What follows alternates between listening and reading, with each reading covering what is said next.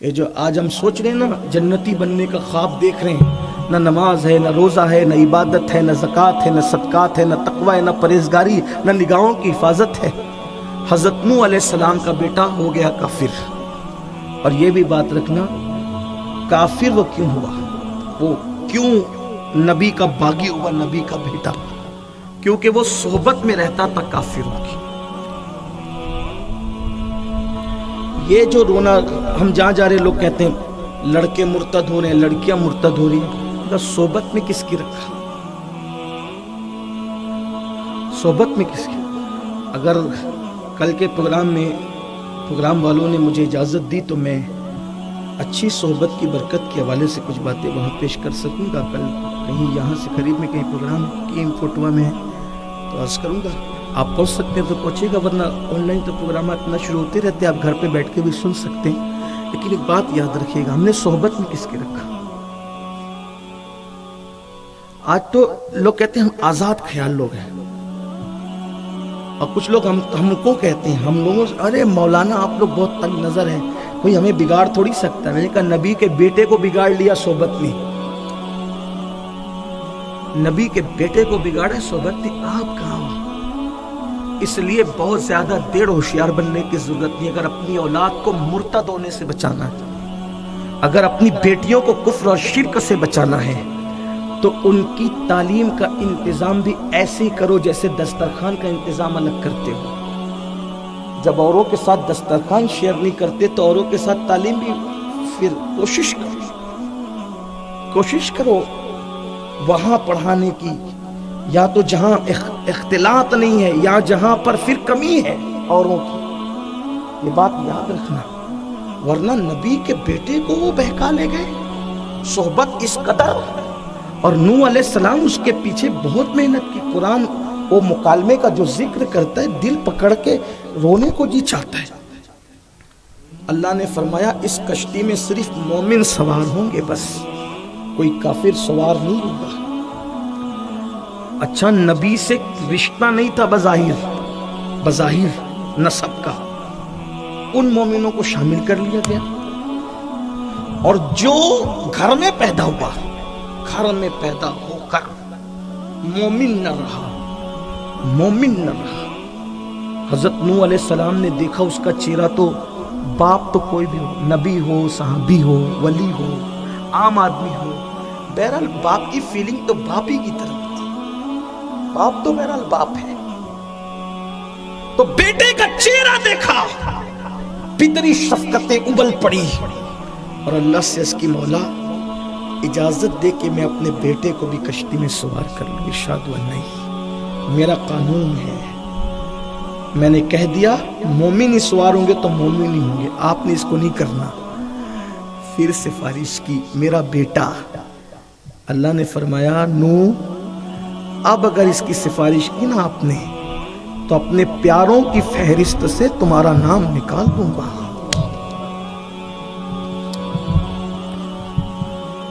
ہم کہاں ہیں؟ نبی کے بیٹے کا یہ عبرتناک انجام، اور پھر یہ کہا کہ پیاروں کی فہرست سے نام نکال دوں گا، اور پھر تسلی کے لیے کہا آپ اس کو بیٹا کیوں کہتے ہیں؟ لیس من آلک، تمہارے گھر میں بھی پیدا ہو کے وہ تمہاری آل سے نہ رہا، اس کا رشتہ ہی ختم ہے۔ اگر بیٹا کافر ہو جائے تو نبی سے نسب کا رشتہ ختم ہو جاتا ہے، اگر امتی کافر ہو جائے تو کون سا عشق کا رشتہ باقی بچے گا؟ کون سا رشتہ باقی بچے گا؟ ارے مومن ہو کر بھی آخر ان سے ہماری نسبت کتنی ہے؟ سید صاحب پڑھ رہے تھے، انہوں نے وقت کی نزاکت کو دیکھتے ہوئے نہیں پڑھا، ورنہ وہ اشعار جان ہے، جان، نعت کی جان ہے۔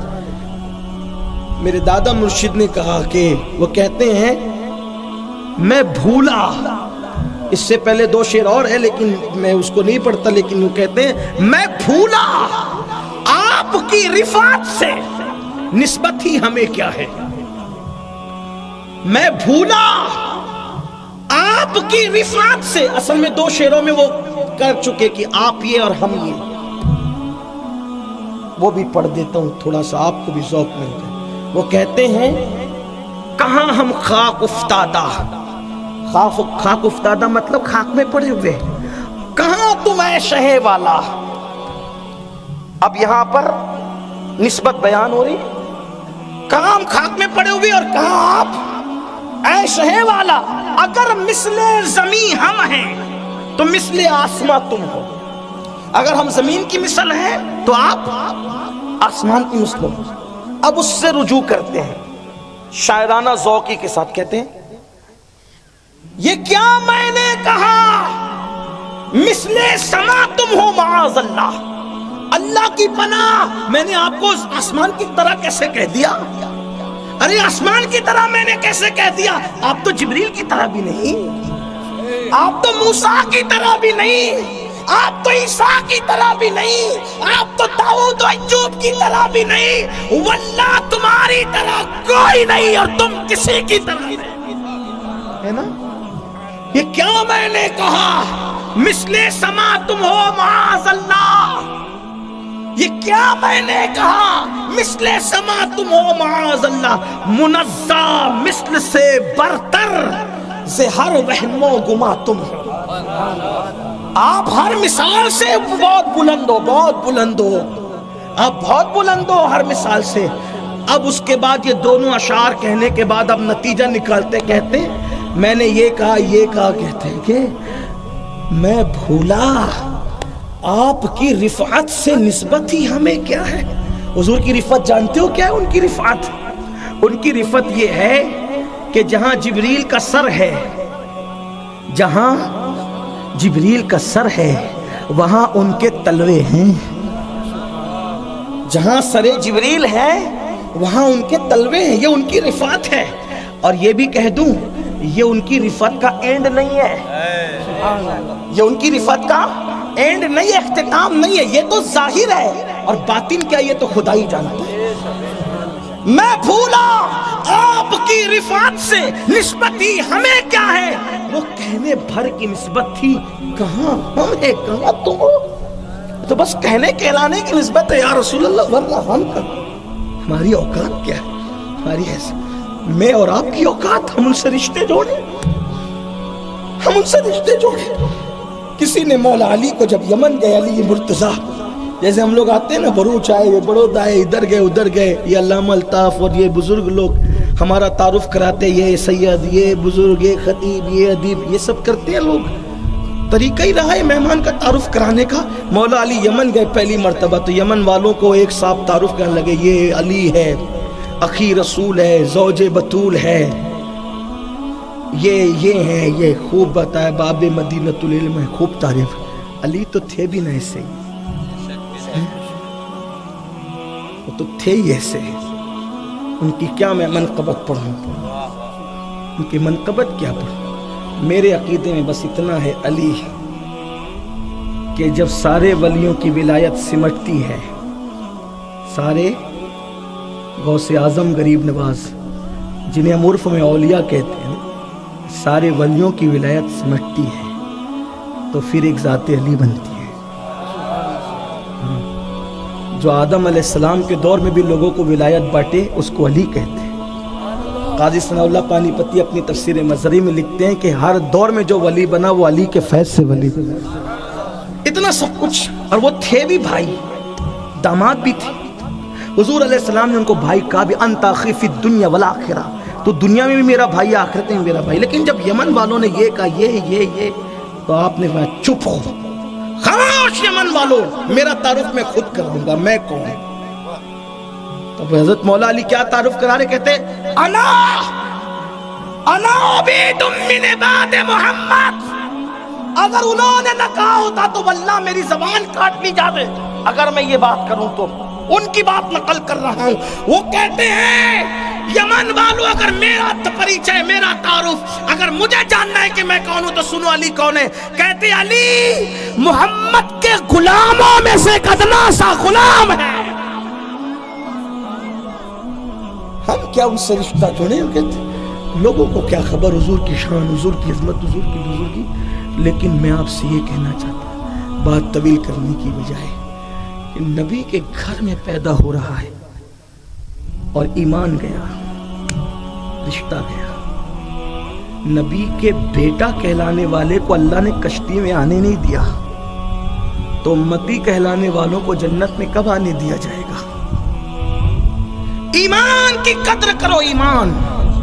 اسی لیے جس غوث اعظم کی ٹھوکروں سے مردہ زندہ ہوتا تھا وہ بھی راتوں کو یہ کہہ کے روتے تھے کہ اللہ عبد القادر کا خاتمہ ایمان پر فرما. ایمان پر خاتمہ آسان نہیں. جو مومن تھے وہ روتے تھے. امام احمد رضا کہتے ہیں میں جتنے ولیوں سے ملا ہوں مجھے دل نے کہا کہ یہ ولی ہے تو میں نے ان سے ایک ہی دعا کرائی کہ بس احمد رضا کے لیے اتنی دعا کر دو کہ اس کا خاتمہ ایمان پر ہو جائے. غوث پاک کہتے ہیں جو ایمان پر خاتمے کی فکر نہیں کرتا، جو ایمان پر خاتمے کی فکر نہیں کرتا، مجھے ڈر ہے کہ وہ مرے گا تو کافر ہو کر کے. آج ایمان کیا ہو گیا؟ پیسوں پہ ایمان بدلا جا رہا ہے. شادی آج کل کے نوجوان لڑکے اگر کسی خوبصورت گھرانے میں کوئی مومن نہ ہو، ایمان والی نہ ہو، خوبصورت مل جائے وہ کہتا ہے میرے معیار کی نہیں ملتی میری ہم مذہب، تو چلو کسی سے بھی لگ جائیں.